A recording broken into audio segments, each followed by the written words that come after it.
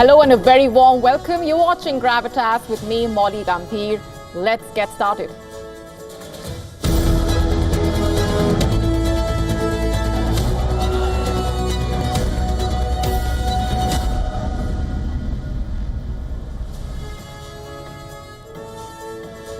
Can Donald Trump stop the wars?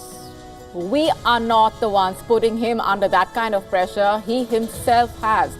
By declaring, I'm not going to start a war, I'm going to stop the wars. Those were the words he used during his victory speech. Remember, he has been saying he can also end the Ukraine war in 24 hours. But the question we are asking tonight on Gravitas is, can he really do that? We decode what Trump's return to the White House would mean for Americans and beyond. Will things change dramatically in the war zones for West Asia specifically? And what does Trump 2.0 mean for India as well? We also take a look at what's happening in the Harris camp. Also, how did the opinion polls get it so wrong? What were the many firsts in this election? We get you all this and more.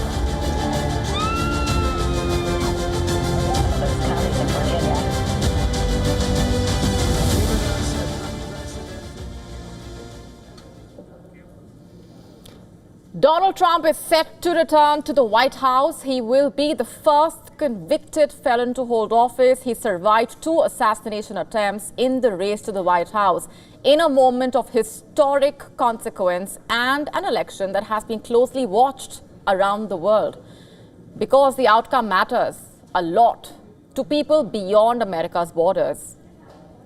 You know what Trump said in his victory speech? He declared, I'm quoting, I'm not going to start a war, I'm going to stop the wars. Sounds fantastic, right? But can that really happen? Can Trump deliver on the promises that he made? Can he end the wars like he promised?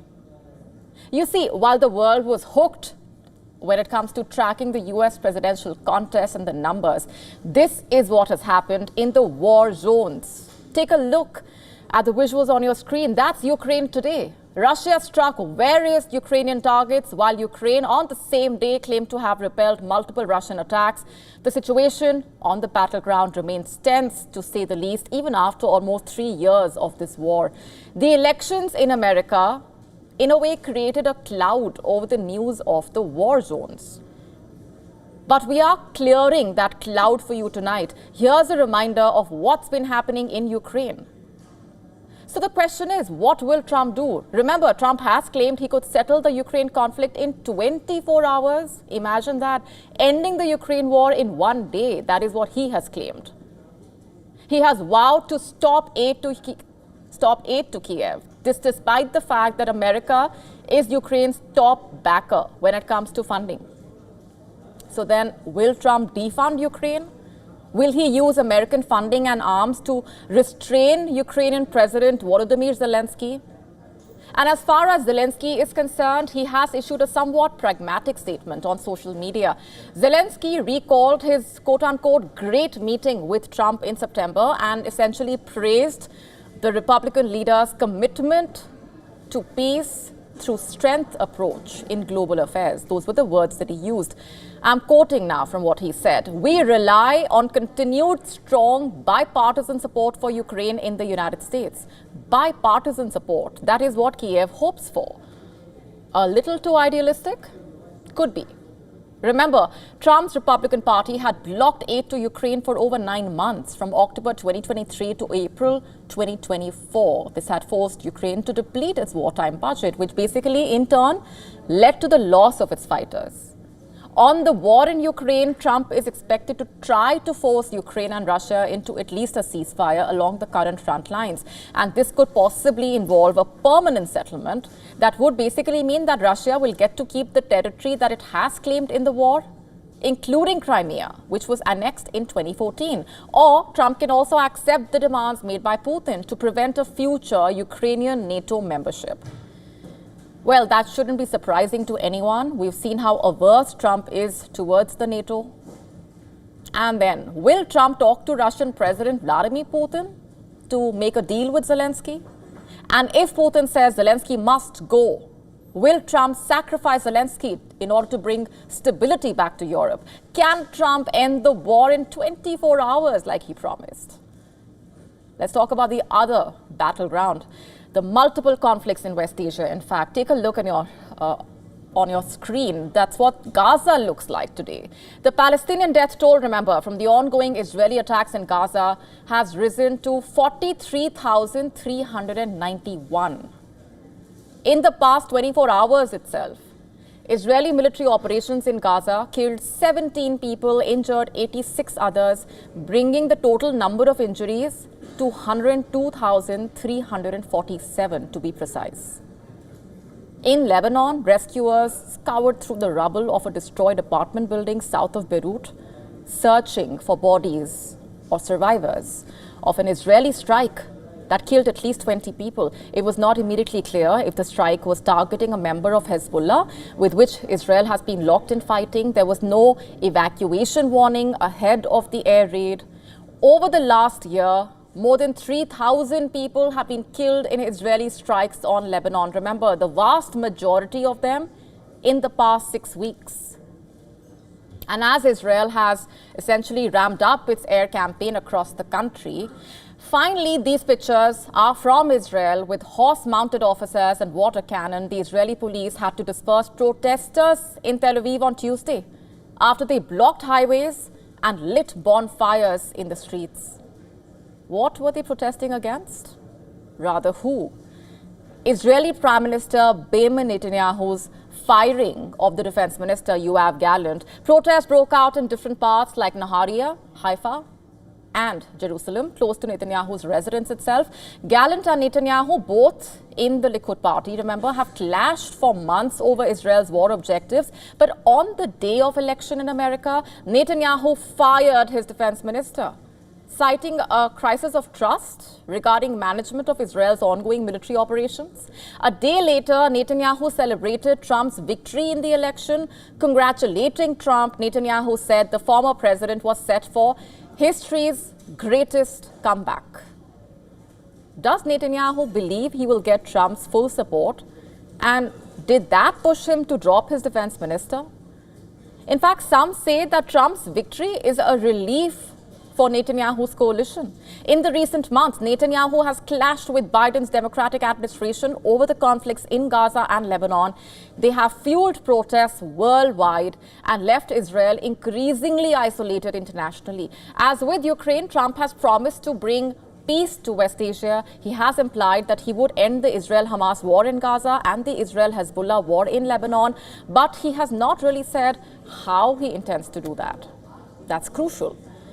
He also repeatedly has said that if he had been in power rather than Biden, Hamas would not have attacked Israel because of his quote-unquote maximum pressure policy on Iran, which funds the Palestinian group. Broadly speaking, it's likely that Trump would attempt to return to the policy. In the White House, Trump had enacted strongly pro-Israel policies, remember, naming Jerusalem as Israel's capital, moving the U.S. embassy there from Tel Aviv, a move which basically energized Trump's Christian evangelical base, which is a core Republican voter group. Trump, in fact, has made several statements during the campaign saying that he wants the Gaza war to end. He has had a complex relationship with Netanyahu, but certainly has the ability to apply pressure on him. The question again is, does Trump really want Netanyahu, or does he want peace in West Asia? It's unclear how exactly he would navigate between his desire to show strong support for the Israeli leadership, but while also trying to bring the war to an end. This is the world today. These are the challenges that Trump, as the next president of the United States of America, faces. So can he deliver on the promises of ending these wars, is the question.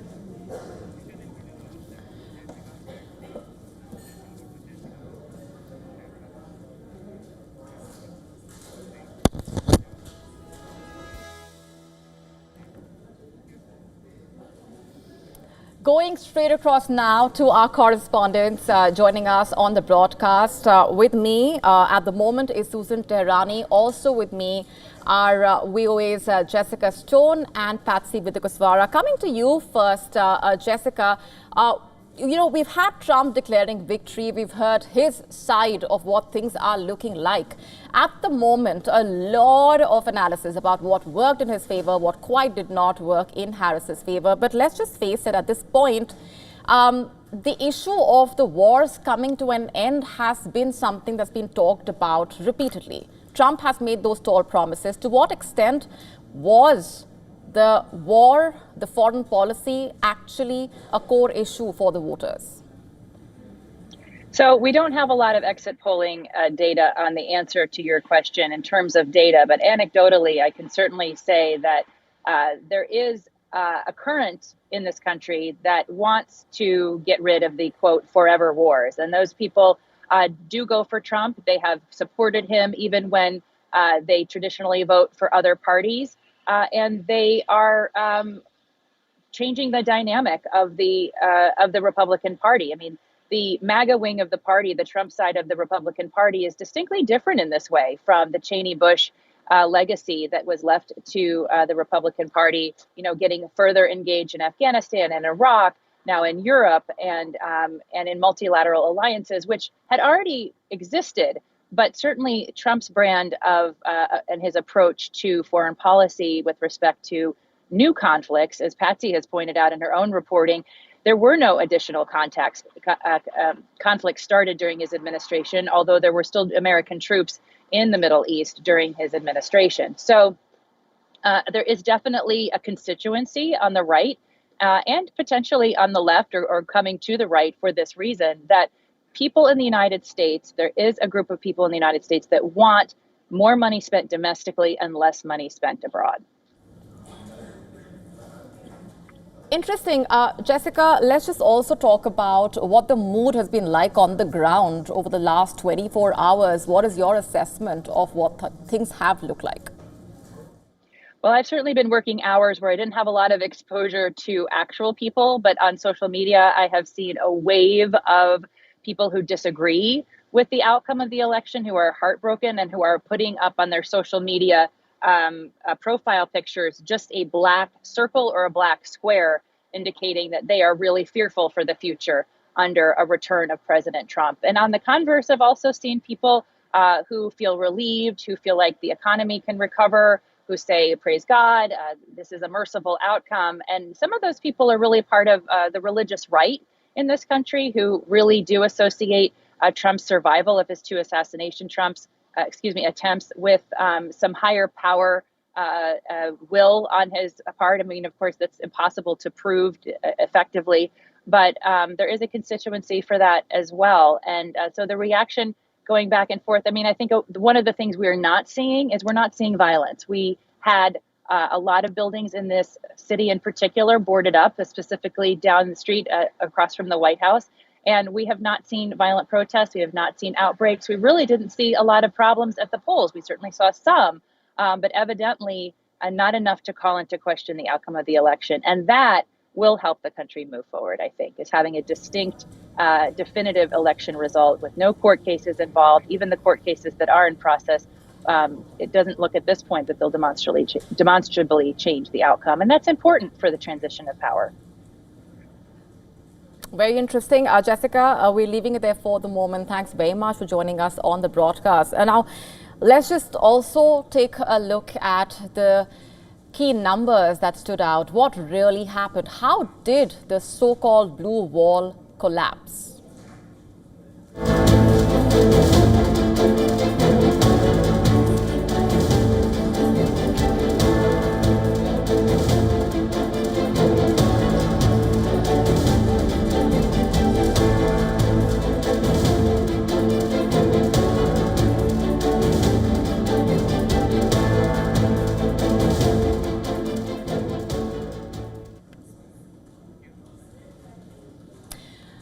The so-called blue wall, how did it collapse? You see, like any election, there's been a lot at play, and over the next few days, there will be a lot of dissection, introspection. What worked, what did not? What were the deep-rooted psychological shifts at play, perhaps?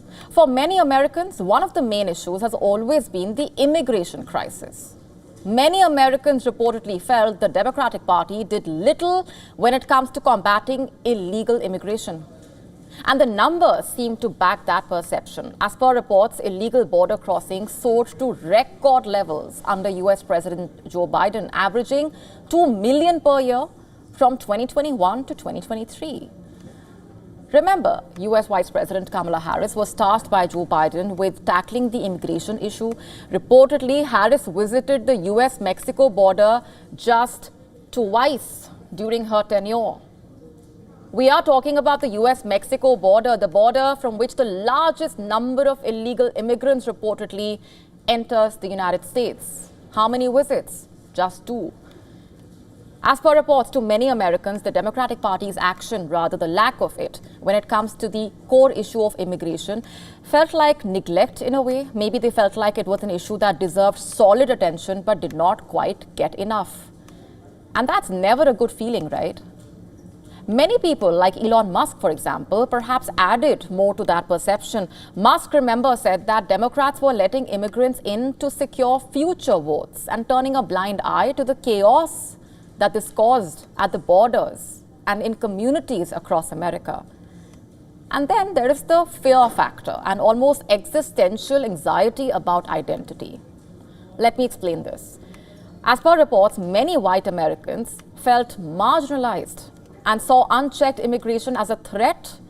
And Trump, remember, promised to close the border and round up immigrants using US troops. In an interview in February with the Time magazine, Donald Trump said he will fight, quote-unquote, anti-white feeling in the United States without getting into the specifics. Reports also say that Trump portrayed the perception that Democrats were ignoring the concerns of white Americans, devaluing their way of life, and basically leaving them with fewer resources and fewer opportunities. So that could have been a huge factor at play. Did this sentiment really result in the creation of a voting bloc with one clear goal, to reclaim what they felt that they had lost? And let's not forget, according to a New York Times poll last month, 27% voters named the economy as their top concern, more than double of any other issue. Remember, back in the 1990s, Bill Clinton showed America that the economy can trump even the most pressing international issues. He won against George H.W. Bush, who had just led the US through the Gulf War. Because reportedly, voters cared more about jobs, wages, than Iraq and Iran. Clinton's famous campaign phrase, "It's the economy, stupid," quote unquote, is still reportedly widely remembered. And why not? Not just in America, across the world. As per reports, inflation, in fact, has become a major burden in this election. For the Democrats, reportedly in the past 4 years, prices soared, hitting the working class the hardest. According to a New York Times report, the average price for a dozen large eggs, for example, nearly doubled from 4 years ago, while prices for cereals, bakery products jumped by 25%. Fruits and vegetables, 14% for the same period. You see, when anyone has to pay more for less, they remember, they don't forget. And reports say for many Americans, the perception has been that the Democrats did too little, too late to curb inflation. And reportedly, the Republicans were quick to latch on to this and make the most of this opportunity. So here we are, staring at a Senate dominated by the Republicans and Trump returning to the White House. Did the Democrats just simply fail to connect with the working class on basic issues like immigration, economy, while the Republicans managed to pull that off? Trump, remember, spoke during his speeches about securing the borders, lowering taxes, increasing jobs, saving the American identity, lowering costs of living. That message may just have resonated. Going straight across now to Patsy Vidikaswara, VOA White House Bureau Chief, with us from Washington, D.C. Hi, Patsy. Thanks very much for being here on the broadcast. I really want to know from you, you've been tracking the developments very closely as far as the Harris camp is concerned as well.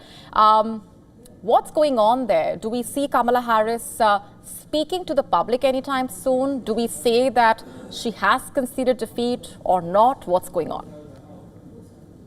So her campaign co-chair, Cedric Richmond, came to the stage at just past midnight last night at the Howard University. This is where the campaign was hosting its election night watch party. And basically what we saw then last night was a repetition of what happened in 2016 when John Podesta came on stage at 2 a.m. At the Hillary Clinton headquarters and say to everyone, go home. We're not going to hear about the results tonight. Tomorrow's another day, and there's nothing more that they can wait for that night. That's exactly what Cedric Richmond said, and he did say that Harris will not be addressing her supporters last night, but will speak to the nation here at Howard on Wednesday. That was what he said yesterday, but so far we have not heard any kind of logistical schedule from the campaign. But the expectation is that at some point today, Kamala Harris will speak and address the nation. We don't know whether it's going to be a concession speech or not. The expectation is that it will be, because Harris herself has committed to a peaceful transfer of power and committed to accepting the election results. I mean, I don't need to tell you that the mood last night was of, resignation. There's some complete sense of dejection, perhaps. I spoke to a Harris campaign and some White House aides who were just sort of in disbelief and still trying to let it sink in, and saying that, yeah, maybe we did misread Middle America, which is where all of or most of the supporters coming for Donald Trump is from. As you mentioned, the blue wall has crumbled yet again.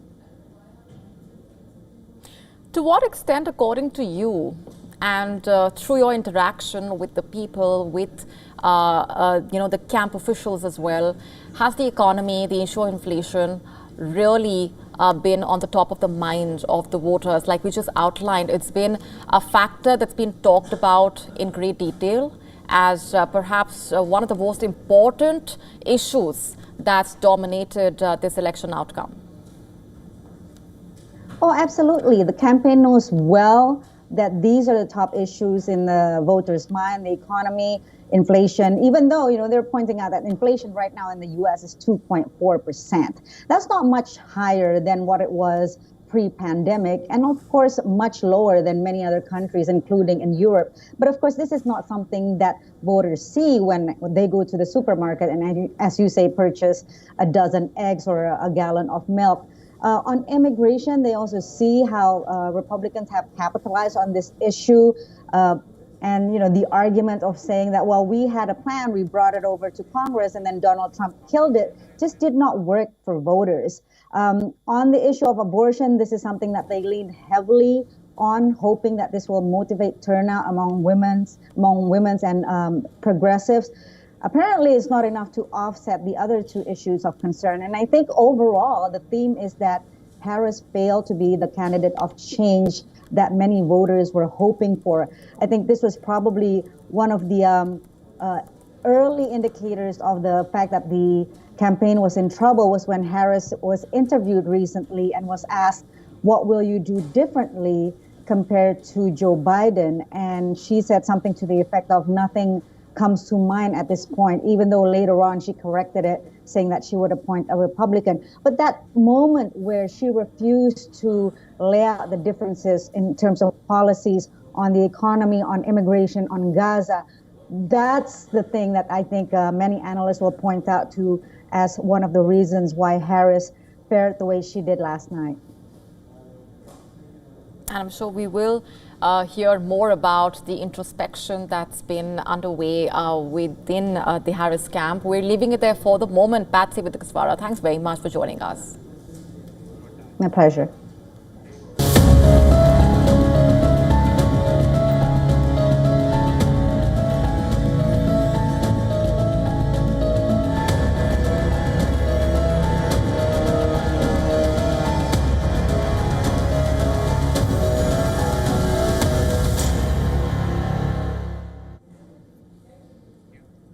So at this point, amid all of this, one critical question looms.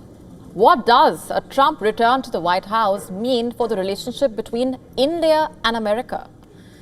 You see, Trump's relationship with India has been shaped by years of bonhomie with the Indian Prime Minister Narendra Modi. The two leaders, in fact, share a history of camaraderie, celebrating high-profile events like Howdy Modi in Texas and the Namaste Trump rally in Gujarat, for example. In fact, Prime Minister Modi was one of the first world leaders to congratulate Trump on social media, expressing eagerness to strengthen a comprehensive global and strategic partnership aimed at promoting global peace, stability, and prosperity. But let's just be clear here, the US-India relationship is about common goals and interests. It will be interesting to see how Trump's policies could actually shape this relationship. Let's just talk about the H-1B visa program at this point. How can we not mention that? It's availed by thousands of Indian professionals seeking opportunities in America. Trump is reportedly not in support of H-1B visas, viewing them as a threat to American jobs. During his last term, in fact, Trump reportedly pushed to tighten visa rules and making it tougher and more expensive for companies in a way to hire skilled foreign workers.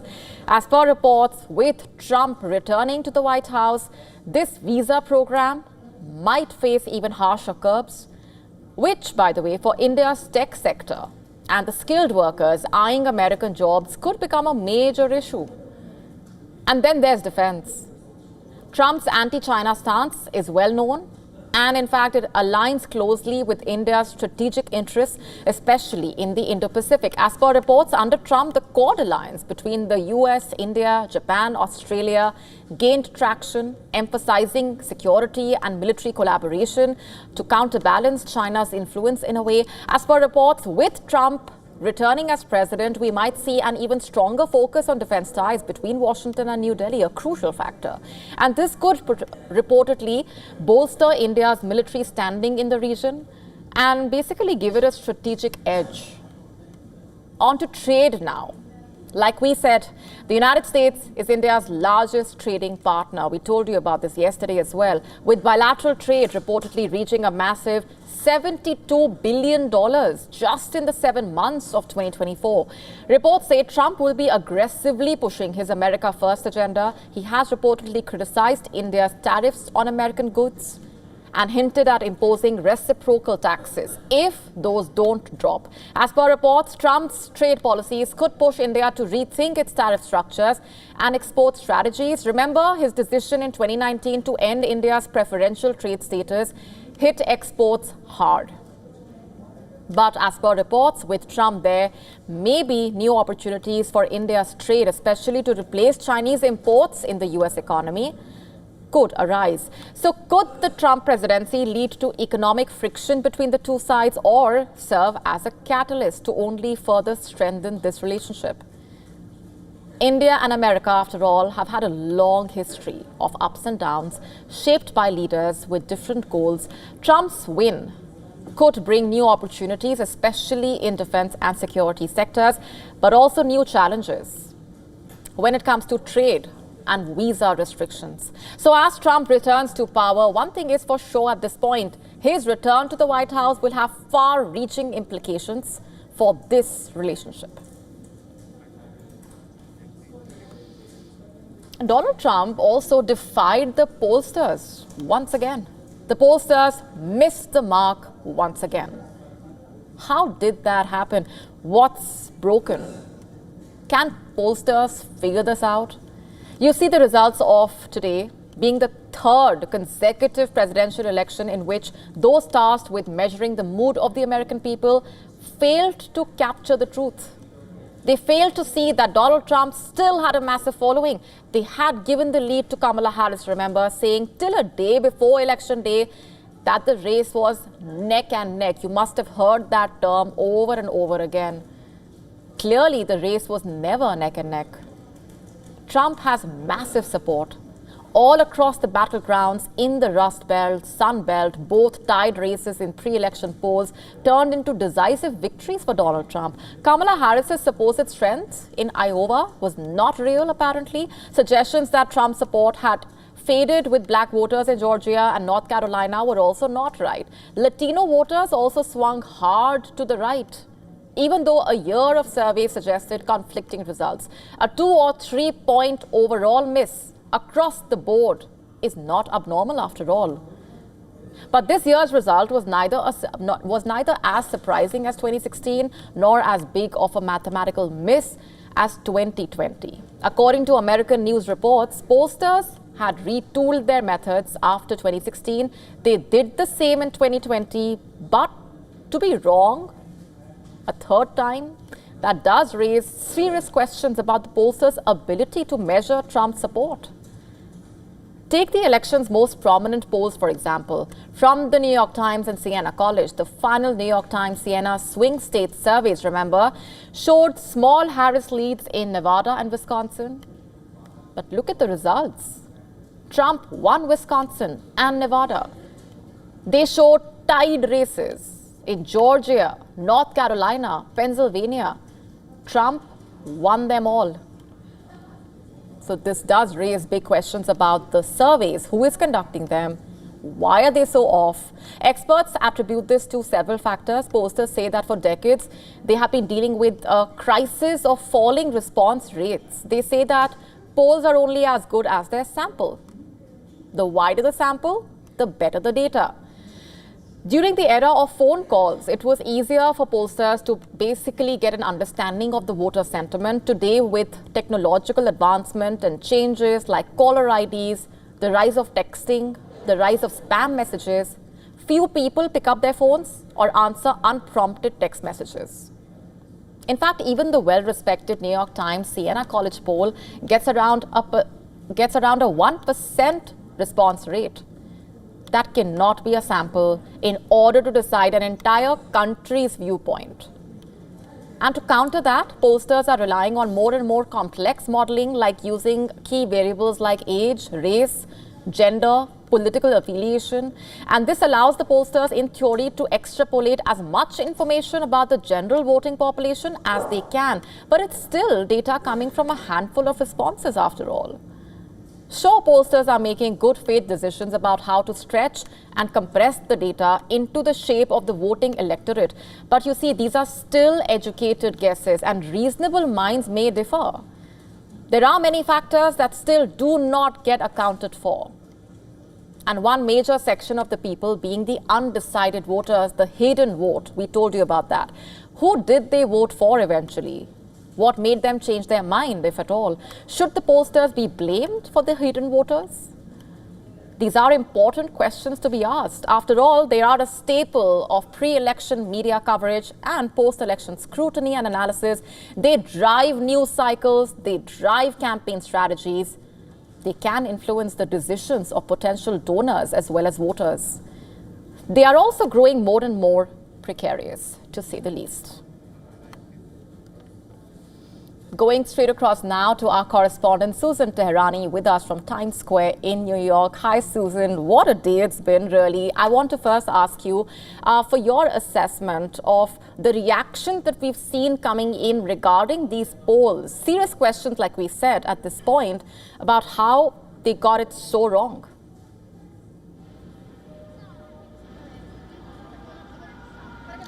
Well, Molly, I'd like to go on record and say that WION always cautioned our viewers to not trust the polls because of what we saw in 2020, 2016, and 2022. Yes. You know, there is one thing to have really big margins in polls. It's another thing to have someone like Kamala Harris and Donald Trump go neck and neck.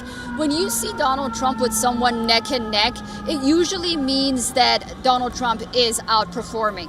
And I think that was the quiet part that no one wanted to say out loud. But, you know, it is what it is. There's a lot of issues with the polling.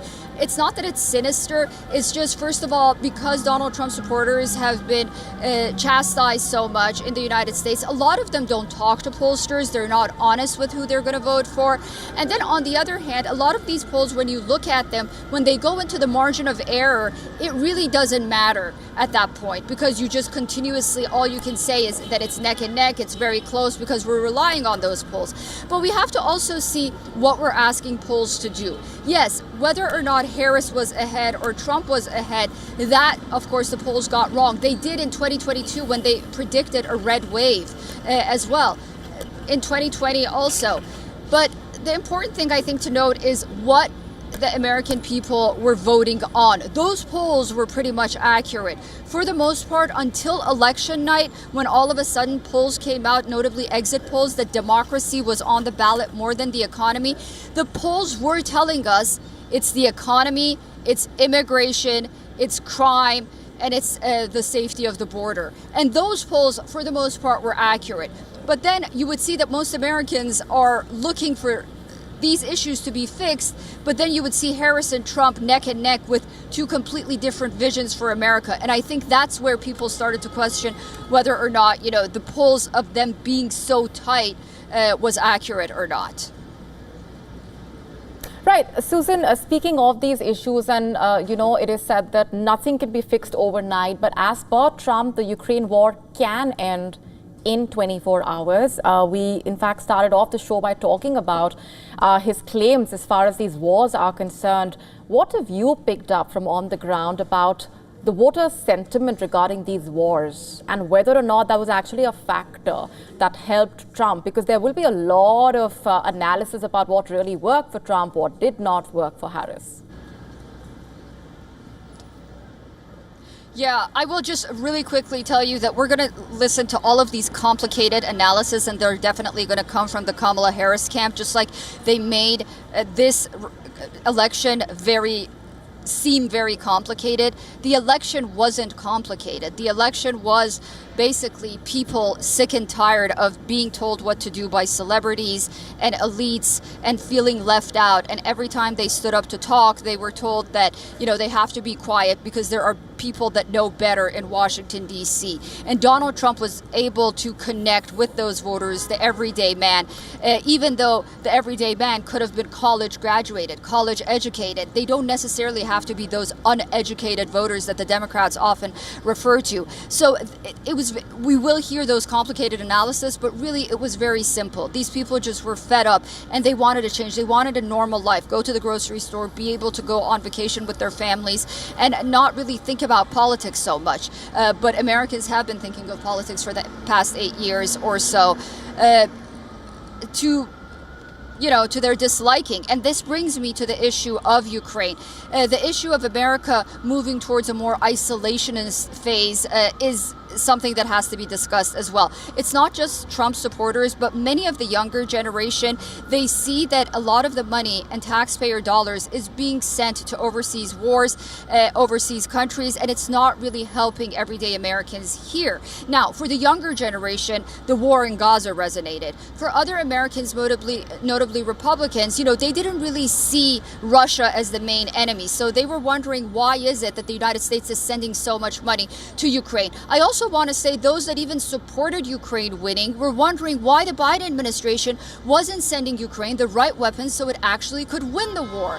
So it was sort of like the money was going, but nothing was happening. And I think that resonated with voters. Whether or not Donald Trump is going to be able to solve all the world problems, I think that's an overstatement, like the polls that we were talking about.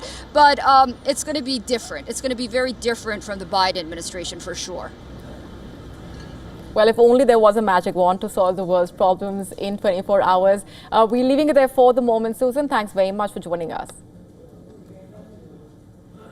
Thank you.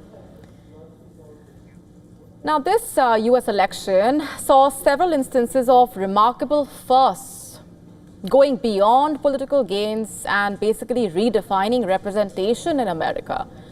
For the first time, 2 black women will serve simultaneously in the US Senate. We're talking about Delaware's Lisa Blunt Rochester and Maryland's Angela Alsobrooks. Rochester was Delaware's first black woman in Congress and, as per reports, now steps into the Senate as the first black senator for her state. Meanwhile, Alsobrooks, with a background as a county executive and prosecutor, is Maryland's first black senator. Reportedly, only 3 other black women have served in the Senate before, including U.S. Vice President Kamala Harris, but never have 2 served together. And there's also another monumental first. As per reports, Delaware State Senator Sarah McBride has become the first openly transgender person elected to the U.S. House of Representatives. As per reports, her journey represents a shift for American politics and stands as a testament to Delaware's forward-thinking voters. McBride, who reportedly made history before as the first openly transgender state senator, now steps onto the national stage, representing not only Delaware, but perhaps the voice of also the LGBTQ+ community across the country.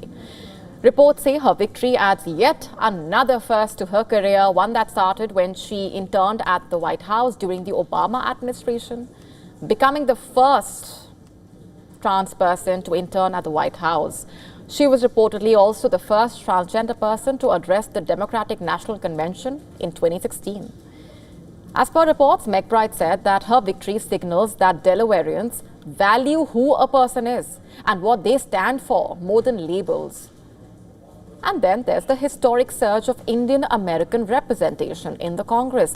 As per reports, 6 Indian Americans have now secured seats in the U.S. House. Among them is Suhas Subramaniam, the first Indian American elected from Virginia and the entire East Coast. As per reports, he is a former advisor to President Obama, emphasized the strong connections that he shares with his district in Virginia. In fact, his victory comes alongside re-elections for fellow Indian American lawmakers like Amy Bera, Raja Krishnamurthy, Ro Khanna, Pramila Jayapal, Sri Thandar, who all returned to the Congress with renewed mandates. And as votes continue to trickle in from Arizona, reportedly Democrat Amit Shah is also in the race, which could bring the total Indian American representation in the House to 7. This US election has offered an answer to those who doubt the power of representation. It's a reminder that democracy flourishes when we give every voice a fair chance to be heard. So as the dust settles, these victories reflect more than just individual achievements. They are collective progress towards a more inclusive democracy.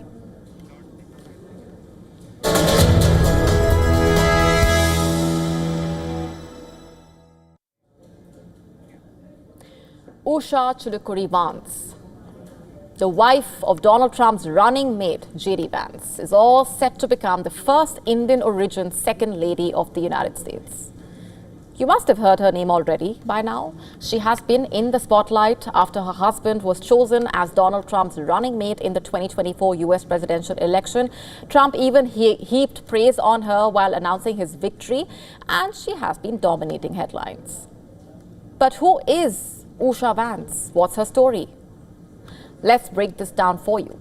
Addressing a jubilant crowd at the Palm Beach County Convention Center, Donald Trump, in his victory speech, praised his running mate, J.D. Vance, and Vance's wife, Usha Vance, both key figures in the campaign. Usha Vance is a lawyer, a Yale graduate, known for distinguished academic success. She is the daughter of Indian Americans. The 38-year-old was born and raised in suburban San Diego by parents who had moved to the U.S. in 1970s. In her introductory speech at the Republican convention, Vance said that her middle-class upbringing was vastly different from her husband's, who grew up in Ohio.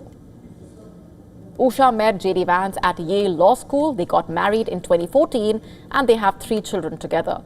Once J.D. Vance was declared the vice presidential candidate for the Republican Party, Usha quit her job as a lawyer almost immediately and appeared on stage to introduce her husband at the Republican convention. Usha painted J.D. Vance's image as a working class guy who fought poverty and worked hard to get to the top spot. That's not all. Usha Vance's insights contributed towards J.D. Vance's well-known memoir, which basically sheds light on the struggles of rural America. The book later got adapted into a movie, by the way. And now here she is, set to create history by becoming the first Indian origin Second Lady of the United States.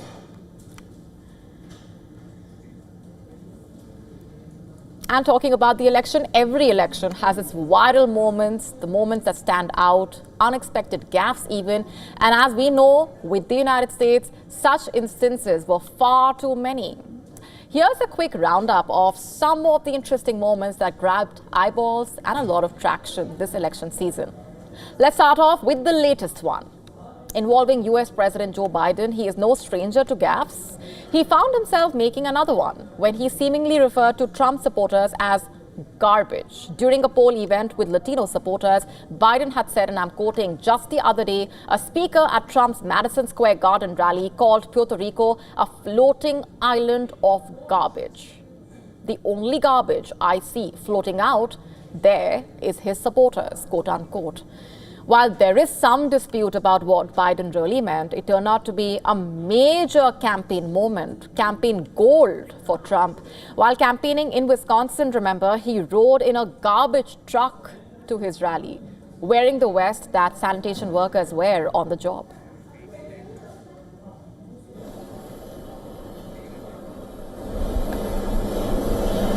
All right, guys. Any questions? Because Brett Favre is a great guy. He just endorsed me. That was not the only viral moment, of course. Before that, Trump took a break from politics to serve some crispy fries at McDonald's in Pennsylvania. Sporting an apron over his suit, he dished out orders at a drive-thru and also served jives at his rival Vice President Kamala Harris. He claimed that he had clocked more fry time than she did during her own fast food days. Never touched by a human hand. Nice and clean. Let's do that. One back there, good. And then you can hang that one right there. Love salt. Wait a minute, I spilled some. I'm very superstitious.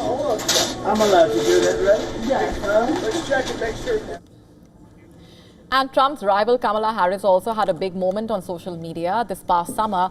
British pop star Charlie XCX dubbed Kamala Harris a brat, which quickly became a meme trend celebrating her relatable persona. Of course, who can forget J.D. Vance's old comment about Harris being a childless cat lady, which came to haunt him when Trump made him his running mate. The derogatory remark had ignited social media support for Harris and a major row. From Oprah Winfrey to Taylor Swift, they all threw their weight behind Kamala Harris. Harris's laughter also became meme-worthy, with many dubbing her, quote-unquote, I just burst out laughing. That was the comment that was made. There was also the absurd moment, like this one, for example. Earlier this year, and before Biden officially withdrew from the race, a Texas man legally changed his name to literally anybody else. He announced that he was running for US president. To many, it sounded silly, but the man is anything but. In fact, his former name was Dustin Ebbe, and he is a US Army veteran and 7th grade math teacher. He said he wanted to change his name because he was not satisfied with this year's presidential candidates. In fact, his website said, and I'm quoting, literally anybody else is not a person. It's a rally cry. For too long have Americans been a victim of its political parties, putting party loyalty over governance. Together, let's send the message to Washington and say, you will represent or be replaced. But the viral moments were not just isolated to the American continent. Across the pond, former UK Prime Minister Boris Johnson had a rather embarrassing moment around the US elections as well. He was fired from a Channel 4 show on the US elections. Why? He was promoting his book, his recently released memoir, basically, aggressively, while appearing on a show about US elections. Talk about wrong timing. On that note, it's a wrap on this edition of Gravitas tonight. This is me, Molly Gambhir, signing off. Thanks very much for watching.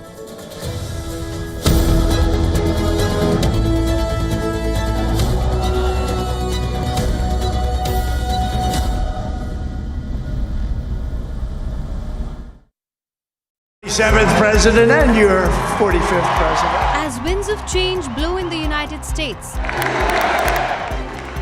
seismic movements around the world. In Israel, Netanyahu sacks his defense minister. Russia sharpens attack on Ukraine. North Korea fires fresh missiles. Taiwan holds live fire drills. WION tracks it all for you as US decides.